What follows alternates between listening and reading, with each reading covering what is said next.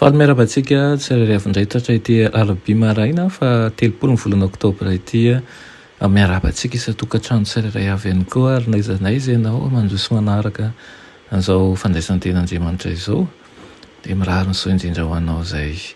Andriamanitra dia tsy mijery ny fahotantsika fa mijery kosa ny finiavantsika manaraka azy ary mihitsy matoky ao fa ain'Andriamanitra manova ny zavatra rehetra amin'ny fiainantsika tsirairay avy mba hahafahantsika miroso amin'ny fahatsarana hatrany.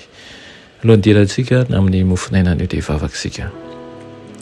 Ry Tompo-Andriamanitra eo mbola velom-pisaoranao izahay satria nitao amin'ny fanahinao masina handray ny tenao amin'ity maraina ity. Mety voalohany amin'ny sasany aminay eto ny miverina mandray an'izany ankehitriny, kanefa inonay tokoa fa tsy manosy-potanana ianao fa mandray anay mpitiavana dia mangataka aminao mba mila mifadisoanay sy ny elokay. Tsy mendrika anao izahay fa irinay tokoa raha mba voafenina eo an-tratranao ka ho fahafahanao tokoa anie ny elokay fa ilay fahasoavanao izay tsy manam-paharoa izany no aposako aminay tsirairay avy. Amboary izay ho vaovao ka nitota ny fahalasa mba ho avalina ny tsy verina intsony fa mbola eo zavatsoa ao anatinay tsirairay avy. Aminaran'i Jesosy, amen. Lohaten'ilay mofinainantsika androany dia manao hoe mazava sy mamiratra.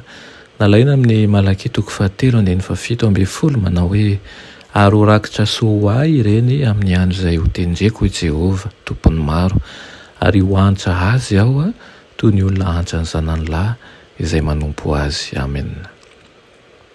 Vatosoa sarobidin'i Kristy ny kristianina novidiny tamin'ny vidiny tsy manam-petra, natao amirapiratra ho azy izy ireo ampiely fahazavan'ny fahatsarany ary tsy azo no adinoina fa ny famirapiratana rehetra amin'ny toetra kristianina dia noraisiny avy amin'ilay masoandro ny fahamarinana.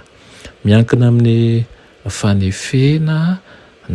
fanefena azy ny famirapiratany vatosoan'i Kristy ary tsy manery antsika ho tefena mihitsy Andriamanitra.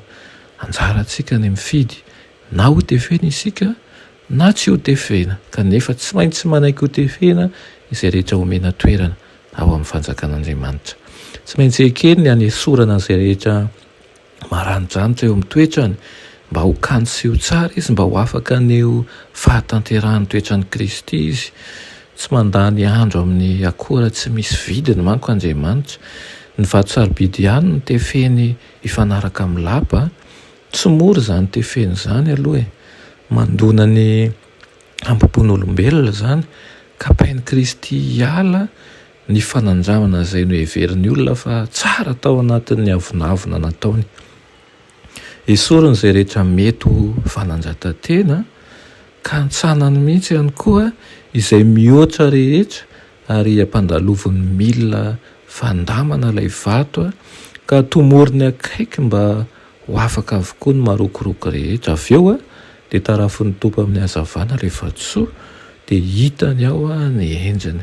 Amin'izay vao ambara ho mendrika anao toerana ao amin'ny fanjakan'ny lanitra izany vatosoa izany. Tsara anie izany fanandramana izany. Na sarotra azy izany dia manome tombam-bidy vaovao an'ilay vato ka mahatonga azy hazava, mahatonga azy hamiratra ihany koa. Manana piasa izay nantsoina avy tamin'ny tao anatin'ny fanitrana sy tao anatin'ny fahamaizinana ny tompo. Milofo amin'ny raharahany andavanandro izy ireo tsy dia miakanjo tsara ary tsy misy vidiny eo mason'ny olombelona fa kanefa kosa i Kristy dia mahita zavatsoa izay tsy hita fetra ao anatin'izy ireny. Raha eo an-tanany mantsy izy ireo dia ho tonga vatosoa sarobidy izay mirapiratra aoka izany ao amin'ny fanjakan'Andriamanitra. Hoy izy manao hoe ary ho rakitra sy ho ahy ireny amin'ny andro izay ho tendreko. Ry havana malala, hain'Andriamanitra ny fomba hitondrana ny fanahy tsirairay avy. Tsy mitsara tahaka ny fomba ny fitsaran'olombelona izy kanefa mangataka anao raha manaiky ianao ny mba ho tafeny ary mba mirapiratra ao amin'ny fanjakany. Amen. i tompoandriamanitra eo mbola misaotra anao ny amin'izany fitiavanao zany.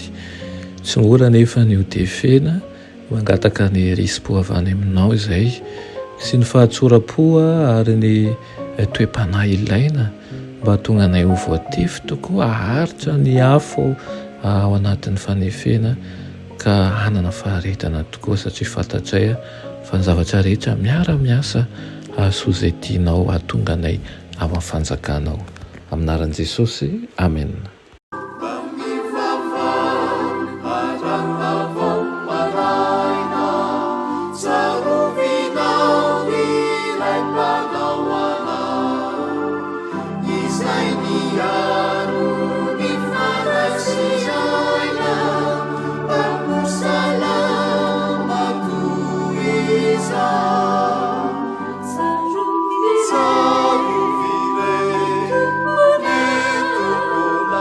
Saviaro